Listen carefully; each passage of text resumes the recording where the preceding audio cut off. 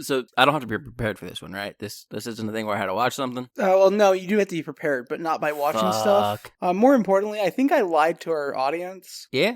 I said I'd be caught up on Stormlight by the end of July, and I don't think that's going to happen. I've been really dawdling with White Sand. Rude. Yeah, it was fine. It's fine. It's not like hitting me like some of the other like side stories did. Fair. It's no Tress or Warbringer. Wait, yeah, there's a reason I told you to listen to White Sands before those. Fair enough. Because it's good. I think the main issue is it is a graphic novel that you are listening to an adaptation of to not be a graphic novel anymore. Warbreaker. I said Bringer. I know what you meant. I portmanteaued Oathbringer with Warbreaker. Yeah. But yeah, White Sand is no Warbreaker or Tress. Yeah. Which are my two favorite novels in the entire series right now. Fair. They're really great. I get to listen to Isles of the Emberdark soon, which will be dope. Yeah, it comes out later this month. Yeah. Yeah. I think soon. Very, very soon. All I know is that like I'm very involved now, like passively, in that I am watching and like commenting on a bunch of the Cosmere TikTok creators universe.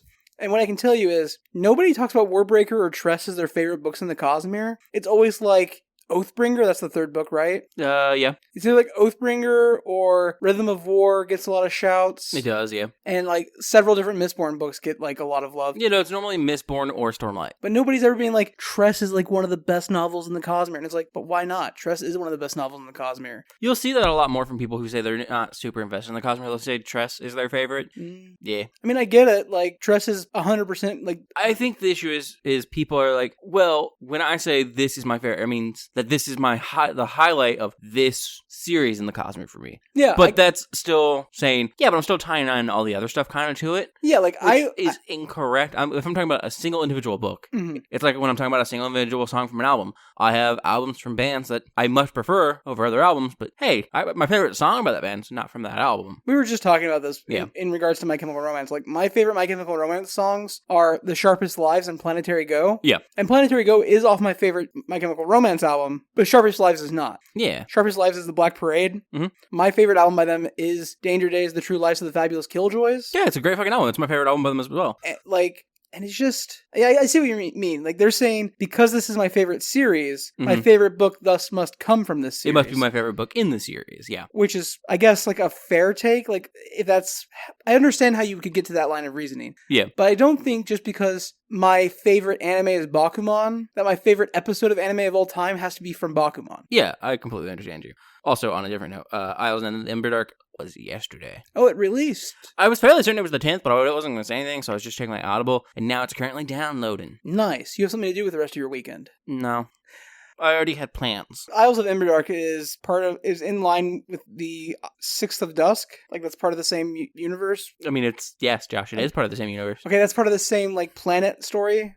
Yeah. Sixth of Dusk and Isles of Emberdark take place on the same planet. Yeah. In the same region of the Cosmere, at the very least. Yes. Yeah, okay. Literally, we are following Sixth of Dusk. I don't know what that means. Sixth of the Dusk is a character. Okay, I haven't read that book yet, so... Yeah. Yeah, so I said... I mean, people just call him Dusk, but... Yeah, so I said I was going to catch up with Stormlight by the end of this month. That's not happening. I have, however, done a lot of anime watching in the last month or so. Yeah? How's that been? I've nearly finished Trigun. It's good. I've seen all of Trigun before, but not necessarily in chronological order, because I watched it on, like, Toonami as it, like, whenever I could. Yeah. And that means I didn't always watch them in the correct order. It happens. It's a very good show. Yeah, I have, like, 2 episodes left, and a movie, and then the entire new series, relaunch is what I want to say. Man, Trigun actually having, like, multiple anime runs is fucking insane because of, like, the, like, publication history of Trigun. Yeah, it's fucked up. Trigun had, like, 3 different publishers because 2 of them went out of business. Yeah. And, like,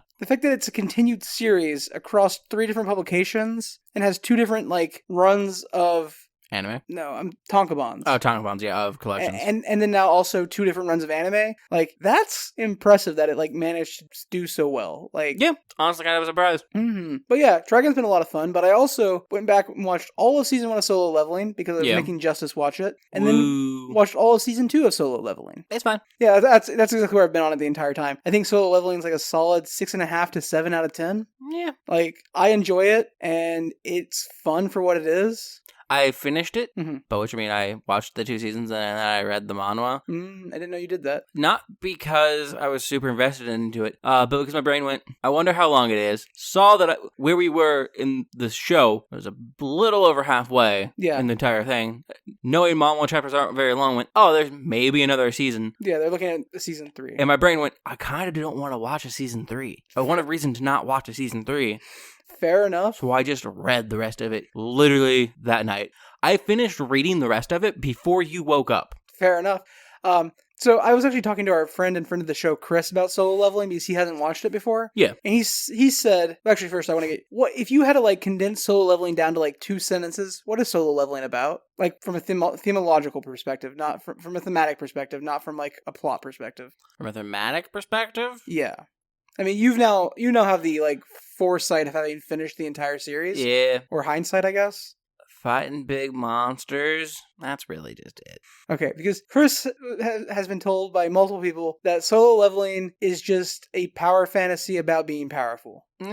As much as any, like, isekai basically is, so there's that, but it's a very unfair description given the fact that that's what I expected going in constantly whenever I go to an isekai or something similar to it. From season 1, episode 6 onwards, I personally feel like Solo Leveling's message is more about how gaining power requires the sacrifice of our humanity. Yeah. Like, it's a story about how becoming powerful means that you are less human. Mm-hmm. Honestly, if you want a better take, I can give you one of the cheap answer of Big Monster.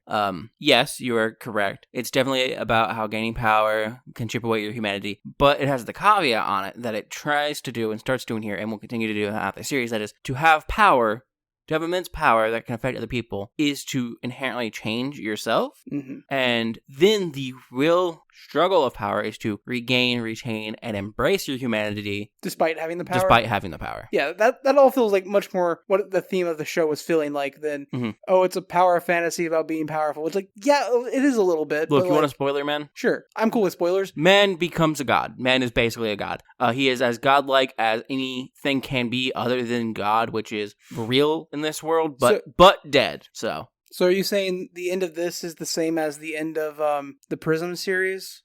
Where, like, it's just a bunch of religious overtones at the end that suddenly come out of nowhere? Not the end, but way closer to the end than it should be. Like, it should have been seated better.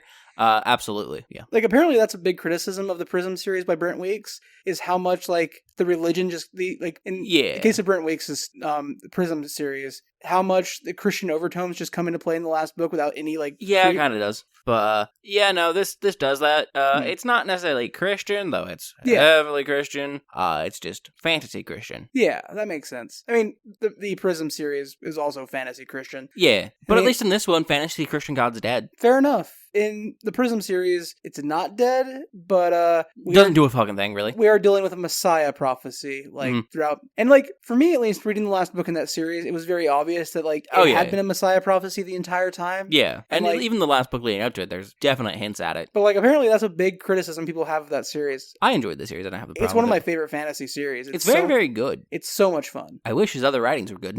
Me too. Me too. I wish I enjoyed his other work. His other work I don't like the characters. The characters make me feel gross.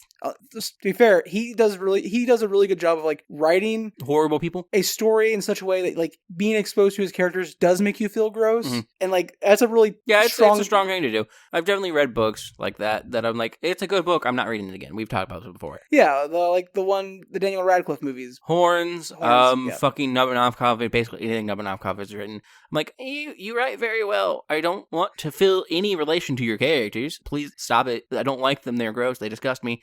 But also, I cannot ignore the humanity that you've written them with. Yeah, I thought Horns was a really good book. I have no interest in going back and reading it again, though. No, it's very much like, I just described Nabokov, where I'm like, I see what you've done. I hate them. I hate them so much, but I cannot deny their humanity, and thus, I relate to parts of it, and I don't want to, man. For some reason in my brain, and I know they have nothing to do with each other, but for some reason my brain always associates Horns. And I think it's because I experienced these two things very close in proximity to each other in a time sense. Yeah. But for some reason, Horns always makes me think about the Ryan Reynolds movie Voices.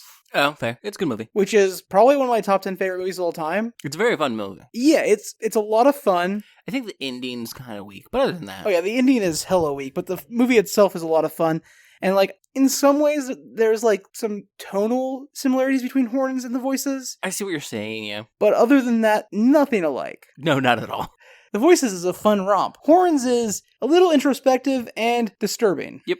The book is worse, but... Yeah, the book is way worse. Yeah. I also think Horns, the movie, is like, was probably one of like Daniel Radcliffe's first like indie movies that actually did well. And honestly, I think it's one of the better films he's been in. I don't want to watch it again. It's like I don't want to read the book again. It's no Guns Akimbo. Guns Akimbo is a delightful romp. That movie is stupid. I love it so much. Yeah. I mean, so is the other one that I can't remember the name of, where he has a dead body. Where he's just a corpse the entire time? Yeah. Yeah. That movie is also stupid, and I didn't enjoy that near as much as Guns Akimbo. Same. But I do appreciate I'll just be a dead body. That's fine. Just for an entire film. Swiss Army Man. Swiss Army Man, yeah. Which came out the same year as The Voices. Oh. They just really liked having people be slightly crazy that year, didn't they? It is wild that, like, both Ryan Reynolds and Daniel Radcliffe both had, like, very good indie films come out that year. Yeah.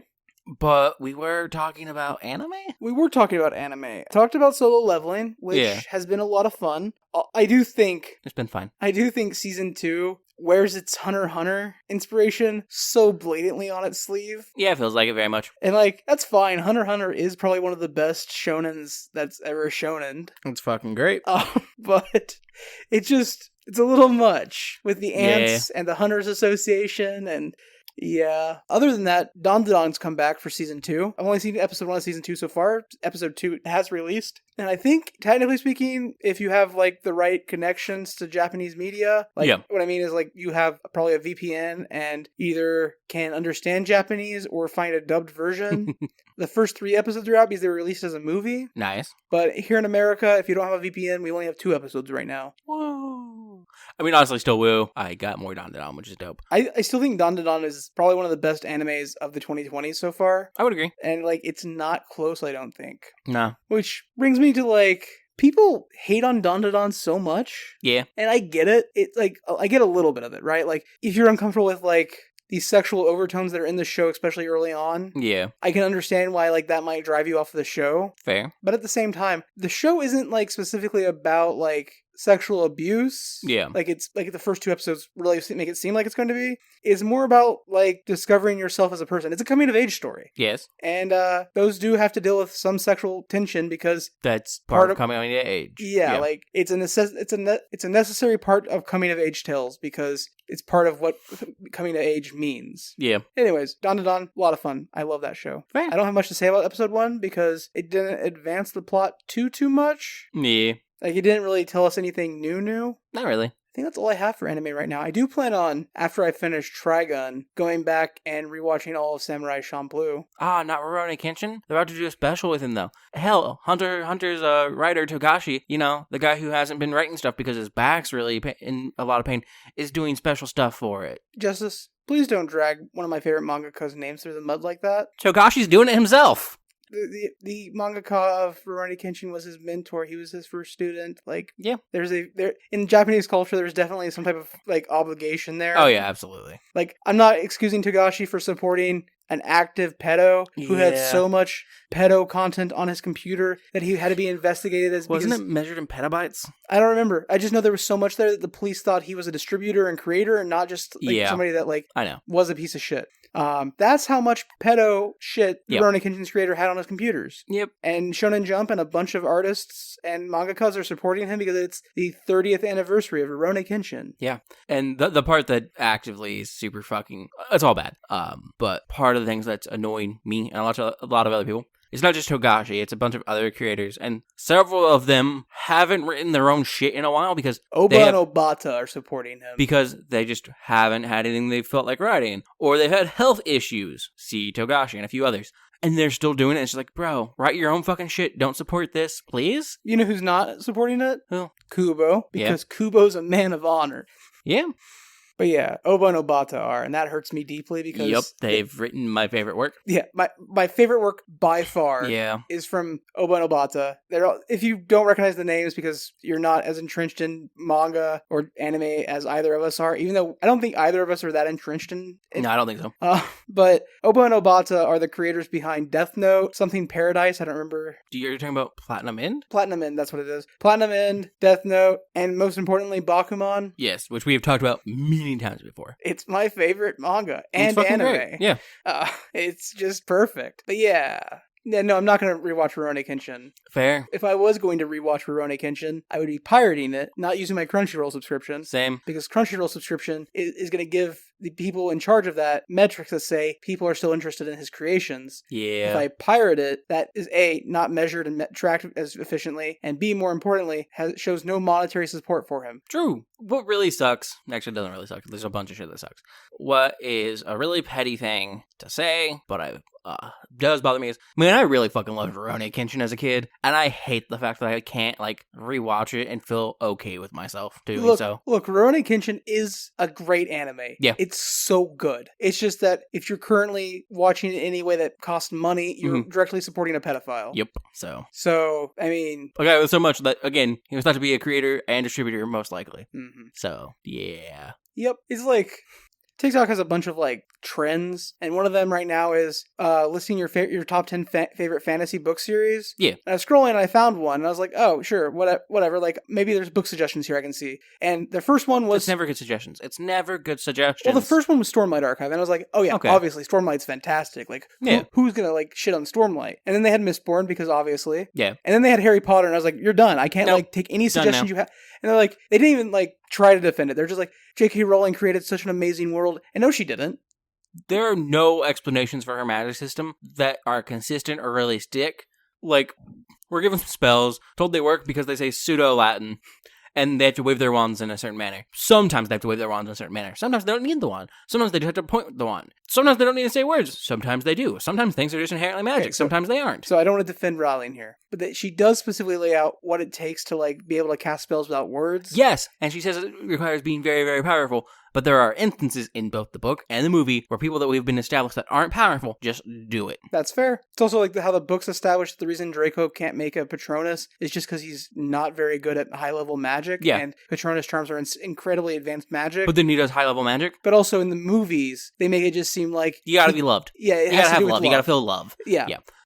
Like, it's so unclear how it works that, honestly, a perfect example that I love doing is Accessio. It can just bring something that you name. Assumedly, there has to be some form of intent behind the magic. Not clarified or proven true at all in the books. You can just say Accessio and it'll bring you to the thing. Mm-hmm. Assumedly, it brings you to the thing you're thinking of. Yes. But you have to say the thing. So, yes. In Goblet of Fire, God, I hate that I can quote, like, I can just reference these. Mm-hmm. In Goblet of Fire, Harry, while doing the dragon challenge... Accessio's his broom. Accessio's Thunderbolt. Specifically, yes. Thunderbolt, his Thunderbolt. Yeah, but he says Thunderbolt, which is not directly the name of his broom. It's not like he's named his broom one specific thing. It's the Thunderbolt series of broom. Yeah, his broom is the Thunderbolt. And then there's like some numbers after it because... It'd be like saying Accessio Mustang. Yeah. So, but because it brings his, we have to assume it has intent, because I believe that's also the series where Malfoy buys a bunch of the same broom for his, or was that previous? I have no idea. I don't know. I know he does it as a point. Malfoy spends a bunch of money to buy the same model of broom as Harry because he's upset that Harry got a broom, and he buys it for all the Slytherins Quidditch team. I don't remember. I don't think there was a Quidditch series in.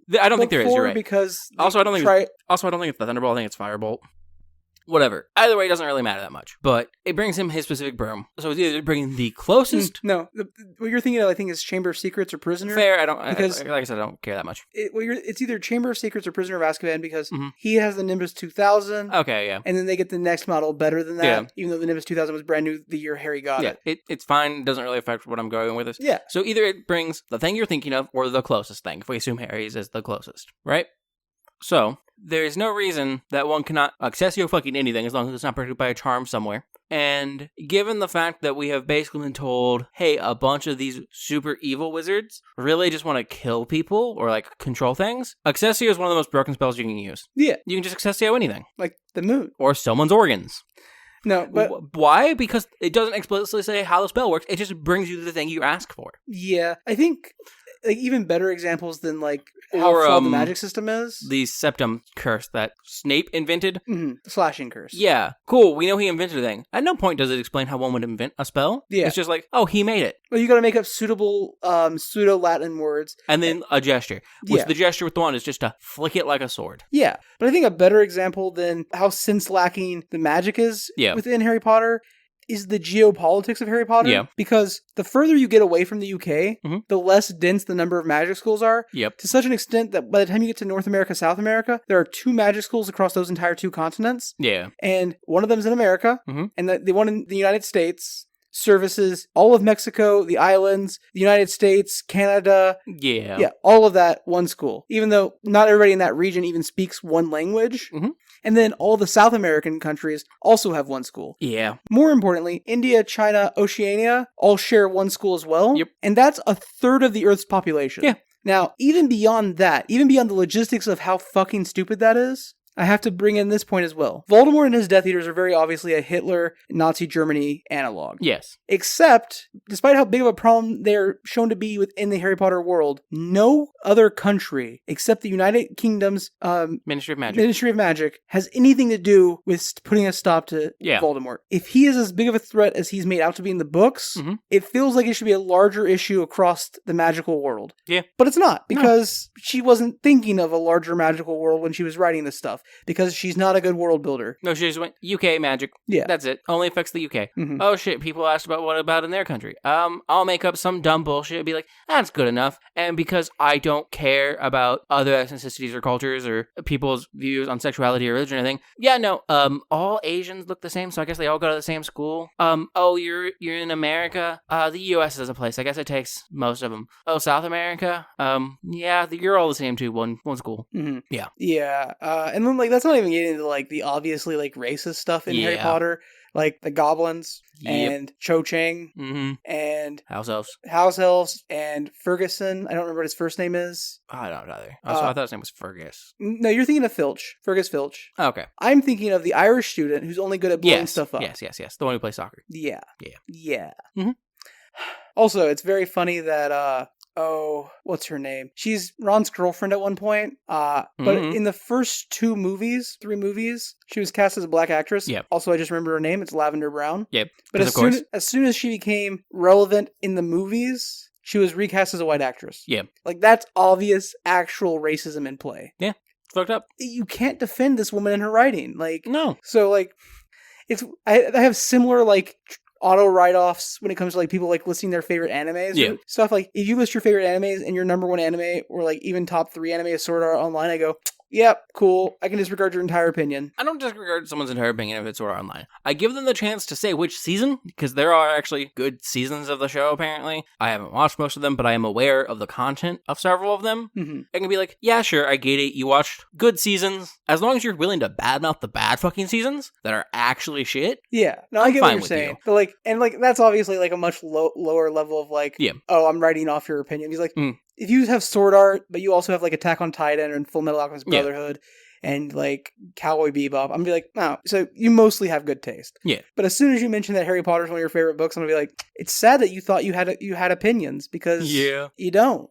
Look, I get it. They came out when you were a kid, and it makes you feel warm and fuzzy inside. At the very least, recognize they're bad books and say, it's a shit opinion. That's also a thing. Like, it's wild to me that just because people read Harry Potter when they were a child or a teenager, that 20 years later, 15 years later, Harry Potter are still their favorite books. Hey, bud. Yeah. The Bible. What about it? Most people read it as a kid. Yeah. And then other people around them talk about how good it is. Like people did with Harry Potter when it came out. I don't think anybody talks about how good the Bible is. Literally, Christianity does that. See, I'm going to dispute that claim because Christians don't read the Bible. Fair, but they talk about how good the Bible is what I'm saying. What I'm saying is, you grow up with something, you're taught it's good, you ingrain that, and now you refuse to listen to any valid criticism of it. All I'm saying is, how in 20 years, 2 decades, have you not read a better book? Because they don't read anymore. Or they never really read. They watch the fucking movies and now say the books are their favorite. Okay, fair enough. Funnily enough, though, you're talking about reading the Bible? Yeah. I wasn't talking about reading the Bible. I was explaining... Yeah, you mentioned it. You brought it up. I was explaining the cult following of J.K. Rowling by explaining another cult called Christianity. Our parents were obtusely, not even strict. Yeah. Our parents were like... They would punish us at random for things, and I say at random because some days the thing you did wouldn't get you in trouble at all, and then doing the same thing on a different day would get you in trouble, despite like no warning or speaking of or like acting like. And no consistency in the level of punishment. There was no consistency. It was actual chaos. Yeah. So one summer, specifically the summer between my 7th and 8th grade year of junior high, was grounded from basically everything because they also didn't like specifically punish. They would ground us from not just like TV or the internet or like literally everything. But like, oh, you're not allowed to read a book. Yeah. Yeah. So the only book You're not allowed to go outside. The only book I was allowed to read was the Bible. Yeah. And so I did read the entire Bible between 7th and 8th grade. And that was the kickoff of me going from being a person raised as a Christian and still vaguely a Christian to being a complete, absolute atheist by the time I was a freshman in high school.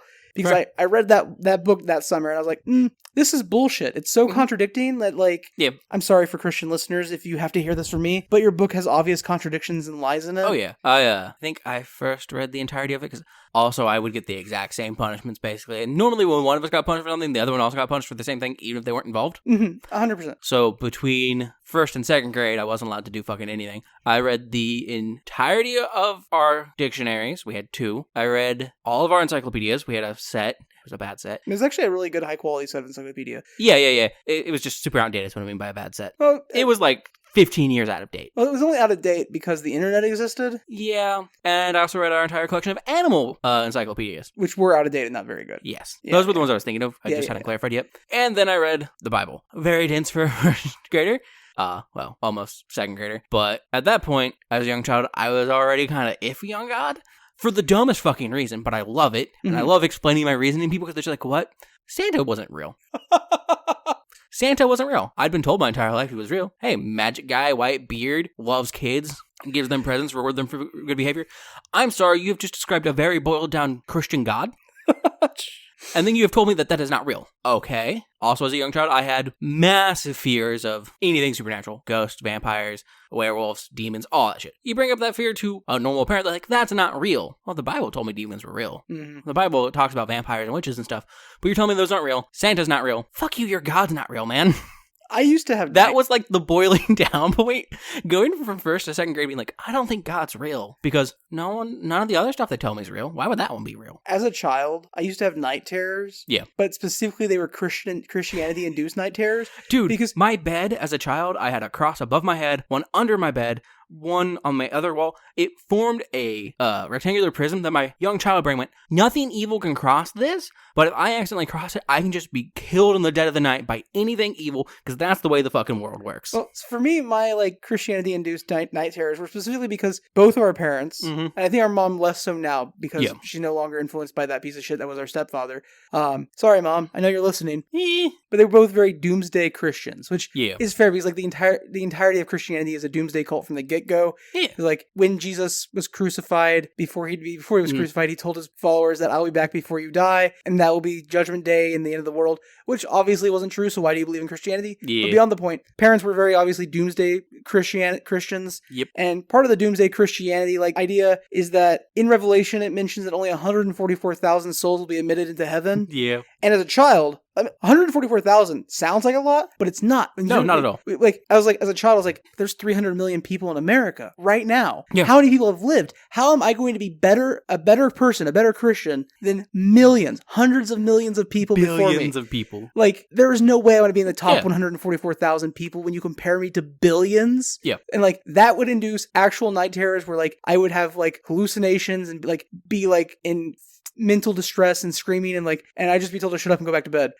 Even though I wasn't actually fully conscious and had no control over my body because it was an actual night terror that was caused by this idea that no matter how good of a person I ever was, no matter how much I repented for my sins, I would never go to heaven because 144,000 people. Yeah, religion's fucking dumb. Yeah, it is. Sorry we went off on that tangent, but we were both raised in a very Christian household. Didn't go to church or anything, but I just meant not even structured Christianity, just whatever dumb thing we feel like justifying through a Christian lens. Doomsday Christianity. Yeah, anything we feel like justifying through a Christian lens or explaining away, or even if it's not something we believe is Christian, but we just want a good excuse to tell you to do it, cool. We'll use faith as a fear. Yeah. You're getting backstory about us that you never knew you needed. It's fine. Santa's not real, so neither is God. Yeah, exactly. Fair enough. I guess I do have a couple more topics if we want to hit on them real fast. I guess you can mention them. There was the Steam Summer Sale. I think it's still ongoing right now as of the time this episode goes live. Maybe not. Who knows? So I picked up a game, only one game right now. Yeah.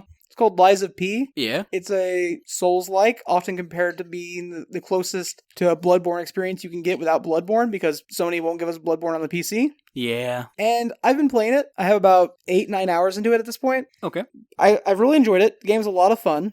The first, like, the gimmick in Lies of P, other than the Y system, is you're going to be a real boy? Well, the gimmick for the gameplay is that your left arm is a special weapon. Yes. Like Mega Man. Yes. And the first one you get is just a punchy fist that does good damage. Punchy fist.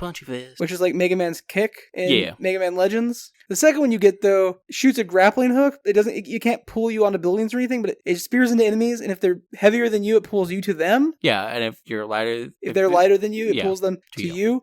And either way, it stumbles them, and like, nice. It's so good. I love it so much. And like, the gameplay is very good. It's very much like Bloodborne. It has a lot of that feel.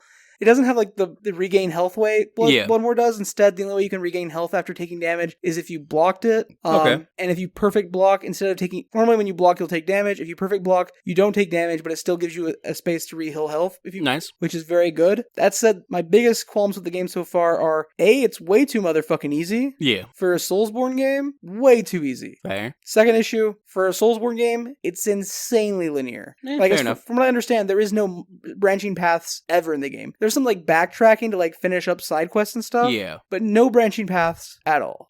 Which is annoying. Fair enough. Otherwise, great game, loving it. Otherwise, I've been playing a bunch of Hades 2. Yeah. Which might be my favorite game of all time now. And that's in part because the final update before the actual release just came out.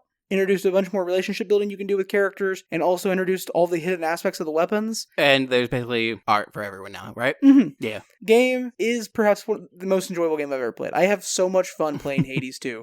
Nice, very nice. It's like directly tapping into the part of your brain that creates dopamine, which is really cool. At least for me. I know not everybody's a big fan of that style of game. I thought you were going to say, I know not everyone's a huge fan of dopamine. Well, you know, some people... I also bought some things on the Steam Summer Sale. You bought more games than me, but I think we probably spent about the same amount of money. Yeah, I bought 3 games. Yeah. 4, I think, right? No, I think 3. Okay. I bought Slay the Princess, Void Stranger, and King of the Castle. How have they been? I haven't really got to play any of them. None of them? Not really. That's sad. I thought you played a little bit of Slay the Princess. No, I started to, and then you decided we should watch Solo Leveling. So we watched Solo Leveling. To be fair, you didn't have to watch it. I was going to rewatch it regardless. Yeah. I had to rewatch it because my brain doesn't hold information long enough to like last between seasons of a series. That's fair. I also just didn't want to get up and go to my room. Fair enough. And Slay the Princess has voice acting that I wanted to listen to. You could have threw some headphones on. My headphones that I was going to use were in my room. That's just lazy. Yeah, no, it's not anyone's fault other than my own. You watched Solo Leveling because you were too lazy to get headphones or go to your room. And then I read the rest of it because I didn't want to watch season 3. When I said it's fine, I mean, it's like a 5.5, maybe 6. Oh, I'm like a full point ahead of you. I know. Oh. It is fine. Oh, I did buy another game recently. Because I was bored at work and I had downtime and I was like, oh, yes. I'll just play some Slay the Spire. But then also, I fully beat Slay the Spire in every way you can conceivably beat Slay the Spire. Yeah. And I love the game. It's so much fun. It was like the first roguelike that made me like roguelikes. But I was like, I'm gonna just buy Balatro because I have $2 in Google Play credit, and that means Balatro is $8, and fair enough. I've played so much Balatro and never paid for it that local Thunk needs my money. Yeah, fair enough. It's a great game. It's so good. It's so fucking good. I cleaned up on my first run playing it on mobile, which I mean, it makes sense because like I still had all my knowledge from playing it before. Yeah, so you knew which jokers you were gonna buy and whatnot. I just didn't have access to a bunch of the stuff that I haven't unlocked yet. But like, I unlocked like 4 decks in my first run, and like a bunch of stuff. Also, you had decent enough RNG. Yeah. Yep. Did I show you the screenshot of my first deck? No. One moment. You can do that later. I'm gonna bring it up. I'm gonna talk about it on the podcast too because it was a hella good deck. Rotate on my phone. So my first deck. Yeah. I ended up early on getting one of the, I don't remember what the cards are called. Jokers. No. Vouchers. No. It's not the Arcana. It's not the Arcana. It's the Spectral cards. Okay. I ended up getting a Spectral card that turned all of my cards in that hand of cards into 7s. So I ended up with a deck with 14 7s. Nice. And most of them either had, not most of them, 5 of them had gold coins on them. Okay. Most of them had either blue stripe bonus or multipliers. And then I also had my 3 of a kind. Yeah. Like leveled up so it was like better than playing a level 4 5 of a kind. Pog. So I was just playing 3 7s in my hands. Yeah. And then also playing stone cards with them. But yeah, this was the deck. Nice. Very nice. It was dope. Seems like it. Such a good run. But yeah, I think that's really it. It feels like that's it. I'm out of content to talk about. At this point, all I can talk about is Balatro runs, and that's not like fun for anyone. Yeah, no. I guess I could not also, even as someone else who likes Balatro. Yeah, I also guess we could talk about how Bibinos released a new song because we're big Bibinos fans in this house. He's fine. Like a 5 or a 6. He did a collab with Iron Mouse. It's okay. Iron Mouse, I would have appreciated it a little more if Iron Mouse had more of a role in the song. Yeah, same. But it was still good. It's fun. And like that's all I want out of BB No Money songs. Fun, yeah. Fun. He did some cool cosplays at AX. Yeah. Sega actually reached out to him for his Gojiro cosplay. Oh, yeah? And they were like, hey, because you're doing free advertising for us, we want to compensate you in some manner. So either we can pay you out of cash, like, sponsorship now, or we can mail you a one-of-one copy of Yakuza signed by the creators. Yeah. I don't know what he's chosen, but I know what I would choose. The one-of-one copy of Yakuza. It's probably going to sell for more if you sell it. 100%. Doesn't mean you have to. Also, it'd be really cool to just to have it for, like, exactly. the 2 days I have it. Be like, yo, look at this one-of-one Yakuza game. Yeah. No, I think we're pretty much out of topics. We are going to see Coheed and Cambria next month. Yes, that is next month, 8th. Yep. So not the day, the month, the 8th month of the year. Yeah, I think it's on the 17th, so we won't actually talk about it till September. Yeah. So, that if we talk about it, will be September. It's wild though, because they're touring with Taking Back Sunday. Yeah. And that's a weird, pair to me, but I'm fine with it. Sounds dope. I've never seen TBS live, so. No, they're fine. It'll be great. That said, I'm really looking forward to the 2 weeks after I see Coheed and Cambria, and I can't listen to any of their music again. Yeah, that's how that goes. But yeah, super excited for that. Otherwise, I don't think we have anything big coming up. We're not going to Gen Con this year, so you don't have that one coming up, the Gen Con report. I do apologize. We enjoy making that, but just not in the cards this year. Our group didn't ever come together on anything. And also, tariffs fucked things for people. By people, I mean companies. Mm-hmm. Yeah. Yeah, all around, not an exciting year for us for Gen Con, I don't think. Mm-hmm. I do kind of want to, find a way to get to Indy because I do want to try the new beer that. Oh, yeah. Because it's actually a cider this year. Oh, nice. Finally. Yeah. But other than that, I think that's all for this In the Cockpit. Yeah. So thanks for joining us in the cockpit. Thanks for listening to our backstory about our traumatic Christian upbringing. It wasn't that traumatic. I just realized Santa wasn't real and neither was God. And we'll see you on the next flight. Thanks for flying. Except you didn't this time. You just sat in a fucking room. Wow, you're lazier than me. Yeah, I also guess we should... I couldn't even be bothered to go play a game in my room, and you just sat here and listened to us talk. I also guess we should technically do a call of action where we tell you about how to contact us. On our website, www.copilotsreview.simplecast.com, or emailing us at copilotsreview@gmail.com, or hitting us up on Blue Sky at copilotsreview, or finding our secret hidden email, or finding us on YouTube at copilotsreview. And how all those links are also on the website that I previously mentioned, copilotsreview.simplecast.com. Like that, a call to action like that? That's a boring call to action. I think a call to action would be to, support your local communities against ICE raids and against horrible politicians and the equivocally Gestapo force formulating in America that's being supported by our government. And if you see Benjamin Han's song, no, you didn't. Who? Yeah, exactly.